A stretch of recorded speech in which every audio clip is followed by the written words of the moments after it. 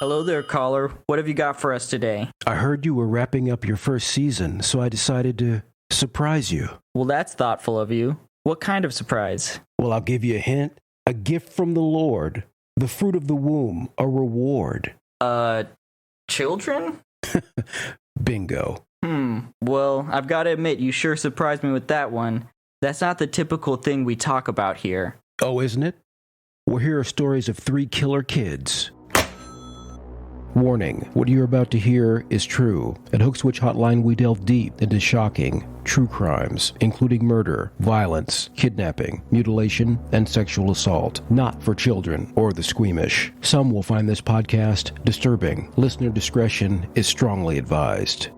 Today on Hook Switch Hotline, 3 children who kill. Mary Bell, age 11, was apprehended August 7th, 1968, for the strangulation of Martin Brown, age 4, and Brian Howe, age 3. From then on, Mary was known as the Tyneside Strangler. Craig Price, age 15, was apprehended in the year 1989 for the murders of Rebecca Spencer, age 27, Joan Heaton, age 39, Jennifer Heaton, age 10, and Melissa Heaton, age 9. These brutal deaths immortalized Craig as the Warwick slasher. Amardeep Sada, age 8, was arrested on May 30th, 2007, for the murder of 2 infant relatives and an infant neighbor. Today, much about Amardeep is shrouded in mystery. Here are their shocking true stories. May Flora Bell, commonly referred to as Mary, was the daughter of Betty McCricket and Billy Bell. She was born on May 26, 1957, the village of Corbridge in Northumberland, England. Mary's mother, Betty, was a well-known local prostitute who often left her children in the care of her husband, Billy, when she traveled to Glasgow for work. Betty married Billy when Mary was just an infant, but it's unknown if Billy was Mary's biological father. Billy was a violent alcoholic and a habitual criminal who had an arrest record that included armed robbery. Mary's childhood was one of neglect and sorrow. Mary's aunt, Isla McCricket, knew her sister wasn't ready to be a mother when, within minutes of Mary's birth, Betty shouted at the hospital staff to, quote, "Take the thing away from me," end quote. As a baby, toddler, and young child, Mary frequently suffered injuries and household accidents while alone with her mother, which led her family to believe that either her mother was deliberately negligent or intentionally attempting to harm or kill her daughter. On one occasion, in about 1960, Betty dropped her daughter from a first-floor window. On another occasion, she plied her daughter with sleeping pills. She is also known to have once sold Mary to a mentally unstable woman who was unable to have children of her own, resulting in her older sister Catherine having to travel alone across Newcastle to reclaim Mary from this individual and return the child to her mother's home on White House Road. It's believed that in the mid-1960s, as part of her job as a dominatrix, Betty would encourage clients of hers to perform sadomasochistic sexual abuse on Mary, using the child as a sexual prop. Members of the McCricket family offered to take custody of Mary, but Betty refused. Over the years of abuse, Mary developed behavioral issues like sudden mood swings and chronic bedwetting. She is known to have frequently fought with other children and to have attempted to strangle or suffocate her classmates or playmates on several occasions. On one occasion, she is known to have attempted to block the trachea of a young girl with sand. This violent behavior made many children reluctant to socialize with Mary, who would frequently spend her free time with Norma Joyce Bell, the 13-year-old daughter of a next-door neighbor. Although the girls shared the same surname, they were not related. On Saturday, the 11th of May, 1968, a 3-year-old boy was discovered wandering dazed and bleeding in the vicinity of St. Margaret's Road, Scotswood. The child later informed police he had been playing with Mary Bell and Norma Bell atop a disused air raid shelter when one of the girls had pushed him 7 feet from the roof to the ground, inflicting a severe laceration to his head.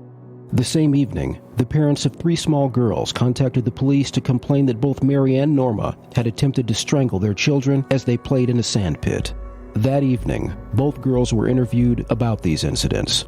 Both girls denied any culpability for the air raid shelter incident, claiming they had simply discovered the boy bleeding heavily from a head wound after he had fallen. Further questioned about the attempted strangulation of the 3 young girls, Mary denied any knowledge of the incident. However, Norma admitted Mary had tried to, quote, throttle each of the girls, stating, quote, Mary went to one of the girls and said, "What happens if you choke someone? Do they die?"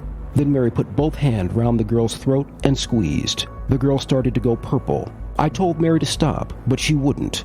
Then she put her hands around Pauline's throat, and she started going purple as well. Another girl, Susan Cornish, came up and Mary did the same thing to her."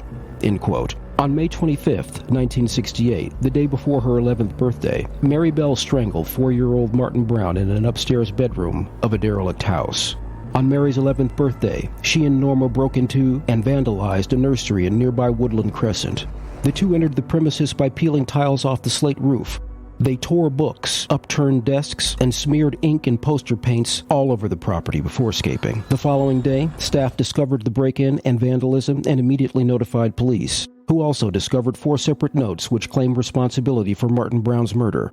One of these notes stated, quote, "I murder so that I may come back," end quote. Another read, quote, "We did murder Martin Brown. Fuck off, you bastard," end quote.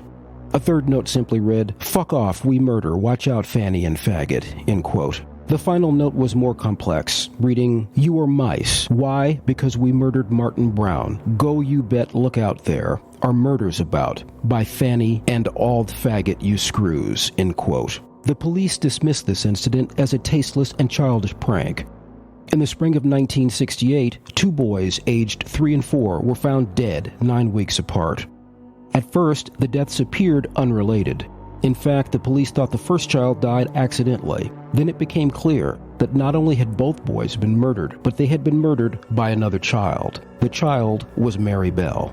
In December of that year, 11-year-old Mary and another girl, Norma Bell, who was 13 at the time, were tried for these crimes. The British public was enraged, especially because Mary Bell seemed without remorse. 5 days after strangling the first boy, Martin Brown, the day before her birthday, Mary had knocked on the door of Martin's home and, smiling prettily, asked to see the boy in his coffin. The British press referred to her as a freak of nature and evil-born. Mary was convicted of manslaughter, but the 13-year-old Norma was acquitted. Mary spent the next 12 years in detention, and since her release in 1980, has lived a fairly normal life, raising a daughter, though she has had to elude reporters by moving and changing jobs. At one point, Mary tried unsuccessfully to write a memoir. She had also rejected a number of offers from popular magazines, including one in Germany that reportedly offered her £250,000. Gitta Sereni, who had written a book about the trial in 1972, The Case of Mary Bell, and who has become something of an authority on crimes and conscience. In her book, Albert Speer, His Battle with Truth, she exacted from the former Nazi official a tacit acknowledgement of his complicity in the final solution. Mary agreed to sit for a series of marathon interview sessions, which extended over a period of many months, and the result is cries unheard. Gitta writes, "I believed for many years that if anyone could ever help us to one day understand what can bring a young child to the point of murder and what needs to be done for such children, then with that strange intelligence of hers, which I assumed would endure, Mary would be able to. I always thought the day would come when she herself, without outside pressure, would want to tell her story." Mary was handled, Gitta writes, as if she were a miniature adult. Court officials made no effort to understand what could possibly have brought a child that age to such a point. Gitta vividly reminds us that the judicial system was dealing with someone who couldn't comprehend the seriousness of what she'd done. A policewoman told Gitta she was more concerned about her torn shoes than anything else. "I tried to calm her, talk to her quietly, and after a while she said that she was frightened she'd wet the bed. I usually do," she said. Once sentenced, Mary was sent first to a juvenile institution, where she was for most of the time the only girl, and where she developed a trusting relationship with the director. But toward the end of her stay, she was sexually assaulted by a staff member. At 16, she was sent to a women's prison, where treatment consisted of occasional group therapy and the administration of tranquilizers. From prison, Mary wrote to friends that the absolute enormity of my crime has suddenly dawned on me, that I've actually taken a life. I just can't bear to hardly think of it. I know too in my heart of hearts that I couldn't do such an awful thing on purpose. I can't remember exactly what happened.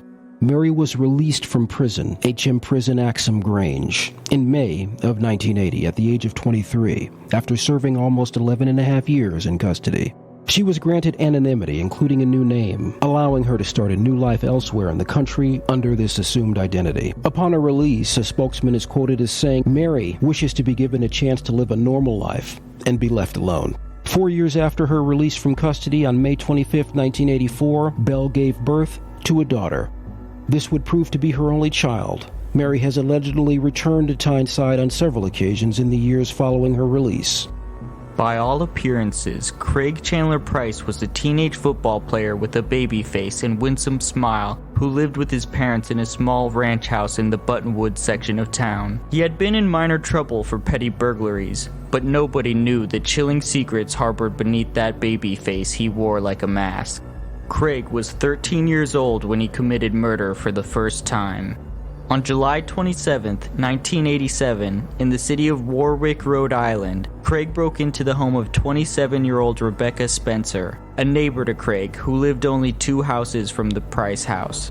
Apparently, Craig had peeped on Rebecca several times before that night. Once inside, Craig used a kitchen knife to stab Rebecca 58 times and killed her. It wasn't until 2 years later, when Craig was a freshman in high school, that Craig decided to kill again. On September 1st, 1989, Craig was high on marijuana and LSD when he began his final killing spree. He stabbed 39-year-old Joan Heaton 57 times, her 10-year-old Jennifer 62 times, and Joanne's 8-year-old daughter Melissa was stabbed 30 times and her skull was crushed. Craig stabbed with so much force that he broke the handles of the knives that he used to murder the Heaton family, and the blades were left in the victims' bodies. Joan had bought those very kitchen knives earlier that day. The FBI were brought in to investigate the similarities between the Heaton family murder and the murder of Rebecca Spencer, but it was a detective who realized Craig was the killer. Police became suspicious of Craig after he lied about a deep gash on his finger. They knew from the crime scene that the killer had cut himself. A bloody sock print matched Craig's size 13 feet. Police even found the knives in his backyard shed. After his arrest, Craig was asked for a motive, and he said the first time he wished death on others was when a group of white people yelled racist remarks from a car as they tried to run him over. Since Craig was charged as a juvenile, he knew the law was on his side, and he would be released from the Youth Correctional Center when he turned 21. So, as Craig was led from the courthouse in handcuffs, he yelled out to the crowd, "When I get out, I'm going to smoke a bomber." The Assistant Attorney General, Jeffrey Pine, said, "There was simply something fundamentally wrong with a system that allowed someone who killed 4 people to simply go free at 21. Detective Kevin Collins, who assisted with the confession of Craig, vowed to do everything in his power to prevent Craig from ever walking free. Although, Craig's violent streak did not end once he was arrested. Due to his violent tendencies, Craig was transferred from a prison in Rhode Island to a prison in Florida. By March of 2009, his parole was denied and his release date was pushed back to May of 2022. On July 29, 2009, Craig was involved in a fight with a fellow inmate, and Craig stabbed a correctional officer in the finger with a handmade shiv during the fight. After the incident, Craig was transferred to the Sewanee Correctional Institution in Live Oak, Florida. Due to the brutality of Craig's crimes and the opinion of state psychologists that he is a poor candidate for rehabilitation, a group called Citizens Opposed to the Release of Craig Price was formed to lobby for his continued imprisonment. This turned out to be unnecessary, since Craig's continued pattern of violence has only added to his sentence.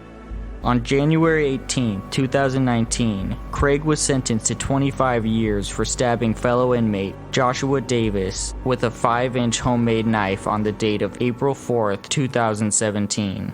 Despite all this, Craig maintains that he has paid his debt to society and that he is being held in jail partially due to racism.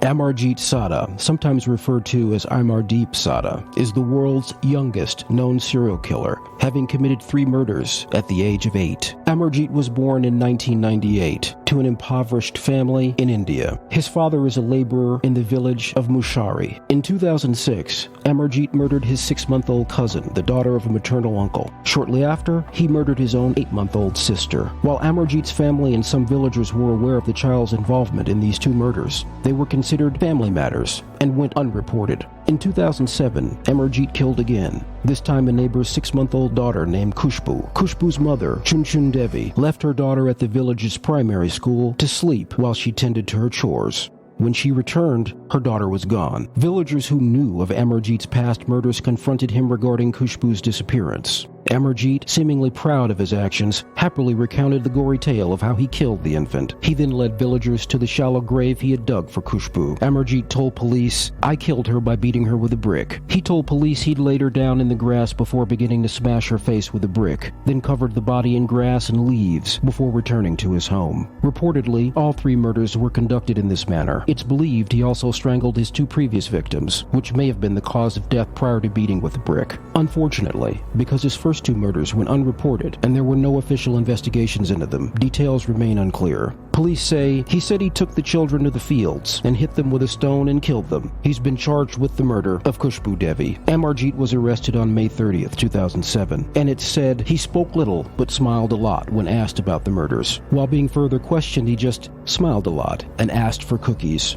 Superintendent Amit Lodha said Amargeet Sada appeared to be a psychiatric case. He was evaluated by professionals and found to be suffering from a conduct disorder. Psychoanalyst Shamshad Hussain found that this conduct disorder caused Amargeet to behave in a sadistic manner due to a severe chemical imbalance in Sada's brain. A psychiatrist working in this case explained such aggravation may be hereditary and may be caused because of great chemical upheavals in the brain. According to a former psychology professor at Patna University, Sada did not have a sense of right and wrong when he committed the murders due to his conduct disorder. It is believed with medications, levels of chemicals in his brain can be balanced. Ultimately, the boy was charged with murder and tried as a juvenile. Sada's story has lost steam for most of the world after that point, so there is not much information available on what became of him. Although Amargeet's current status is unknown, we can assume from his graphic and proud confession he was eventually charged with the murder. Since the boy was tried as a juvenile in accordance to Indian law, he could not have been imprisoned any longer than 3 years. Due to his mental state at the time the crimes took place, it is possible he served his sentence in a psychiatric institute in lieu of a juvenile detention center. After his sentence had been served, it is also possible that his parents chose to keep him in a mental health facility. However, considering they did not seek mental health for him after either of the first 2 murders, it's unlikely he received more therapy than was required.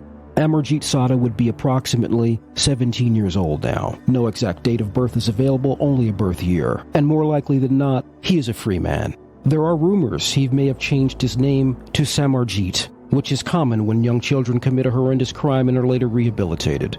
Hopefully, Amargeet Sada has been and will continue to be able to manage his conduct disorder through therapy and medication and live a new life under a new name. Thank you for joining us on this season of Hook Switch Hotline. Subscribe today because we'll be back very soon with much more shocking true crimes.